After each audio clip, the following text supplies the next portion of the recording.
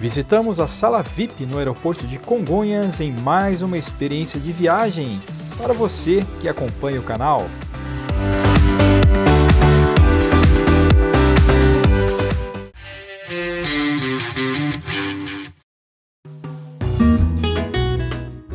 Sejam bem-vindos ao Trips e Flicks para mais uma experiência de viagem.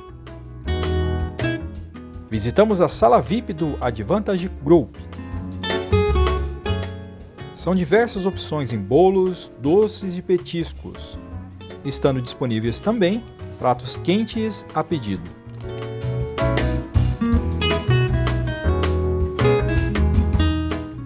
A reposição dos produtos é feita constantemente. Encontramos uma boa disponibilidade e qualidade. É um ambiente bem agradável e bem movimentado também. Conta com espaço para trabalho com boa estrutura.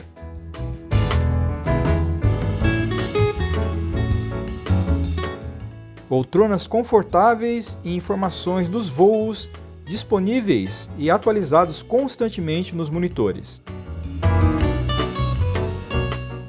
O período máximo de permanência é de 3 horas.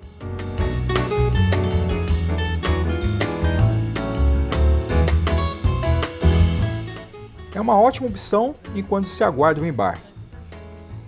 Está localizada junto à área de segurança.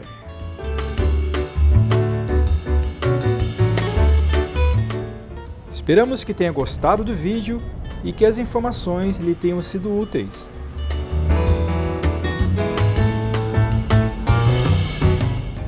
Aproveite as belas imagens da decolagem deste que é um dos aeroportos mais icônicos do país. Agradeço a sua audiência. É isso aí. Um grande abraço e até breve.